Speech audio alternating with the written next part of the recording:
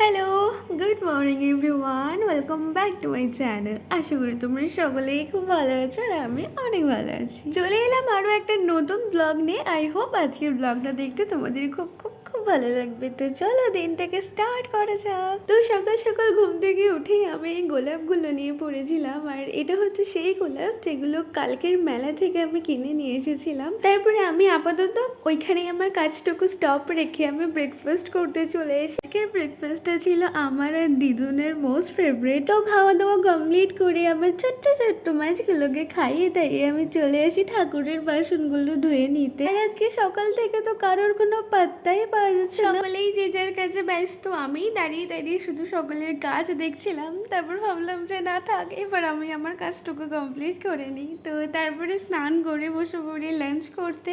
আর যে কটা দিন দিদুন আর দাদু আমাদের বাড়িতে ছিল না, সে কটা দিন আমরা ফ্লোরে বসে খেয়েছিলাম।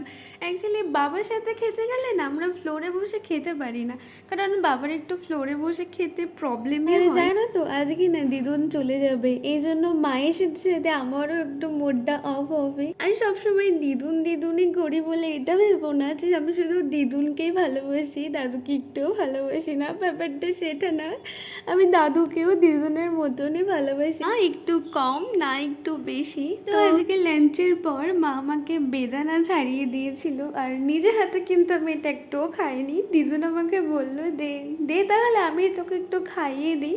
তো লাস্টে আমাকে দিদুনে পুরোটা খাইয়ে দিয়েছিল। তারপরে দিদুন আর দাদু চলে যাওয়ার পরে আমি মন খারাপ করে ঘুমিয়েই পড়েছিলাম। মা দেখি পরে আমাকে এসে ডাকছে যে কয়েকটি জামা কাপড় কাঁচা হয়ে গেছে, চল আমি আর তুই মিলে গিয়ে উপরে জামা কাপড়গুলো মেলে দিয়ে আসি। আর ছাদে গিয়ে জাস্ট আমি ভিডিওটুকুনি করেছিলাম, জামা কাপড় আর মেলিনি, জাস্ট দুটো কি তিনটে গুনে গুনে জামা কাপড় মেলেছিলাম। তারপরে নিচে আসার পরে দেখি বাবা আমার জন্য নিয়ে এসেছিল বিরিয়ানি, আরও দুটো তিনটে জিনিস এনেছিল ঠিকই, কিন্তু এইসবে আমার কোনো ইন্টারেস্ট নেই বলে আমি জানিও না আর কি কি এনেছিল।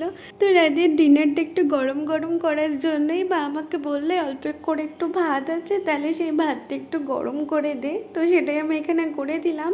আর সাথে একটু আগের দিনের মাটনটা ছিল, সে মাটনটা আমি একটু আমার মতন করে গরম করে নিলাম। তারপরে আমি ডিনার করতে বসে যাই। বাবা শুধু আমার জন্য আলু বিরিয়ানি এনেছিল 1 প্লেট, যেহেতু মাটনটা বাড়িরই ছিল। তো আমি না পুরো 1 প্লেট বিরিয়ানি এখানে শেষ করতে পেরেছিলাম না, হাফটুকুনি খেয়ে আমি রেখে দিয়েছিলাম। ডিনার কমপ্লিট করে উঠতে না উঠতেই যে এরকম কিছু আমাকে দেখতে হবে, বিশেষ করে এর জন্য আমি বা মা কেউ প্রিপেয়ার ছিলাম না। তোমরা সকলেই হয়তো নোটিস করেছো আমার মাছগুলোর মধ্যে একটা মাছ একটু কালো কালো হয়ে গেছে, মেবি এটা ওদের কোনো ডিজিজ। আর আমি যতদূর জানি এরকম হলে না সেই মাছগুলো বেশি দিন থাকে না, আমি এটা অনেক জায়গায় দেখেওছি।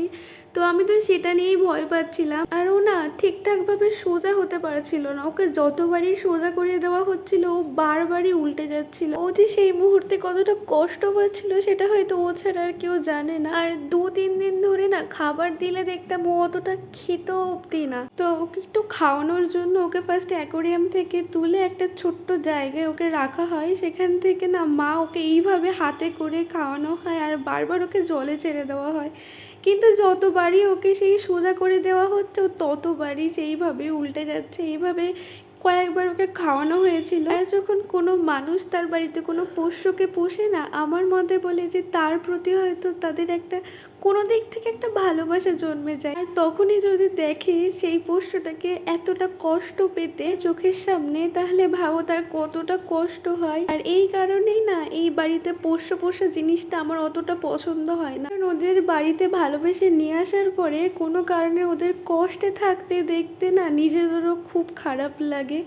তো যাই হোক, অনেক চেষ্টা করা হয়েছিল, ওকে তুলে নিয়ে অক্সিজেনও দেওয়া হয়েছিল, ওকে অনেকক্ষণ এইভাবে ধরে রাখা হয়েছিল। তারপরে লাস্টে ওকে ওর মতন জলে ছেড়ে দিয়েছিলাম, কারণ ভেবেছিলাম এইভাবে রাখলে হয়তো ওর আরও বেশি কষ্ট হচ্ছে, তাই জন্য ওকে আবার জলে ছেড়ে দিলাম।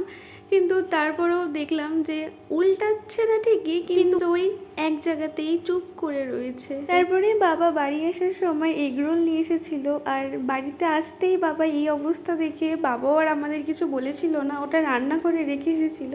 পরে মা গিয়ে দেখলো যে এগরোল নিয়ে এসেছে।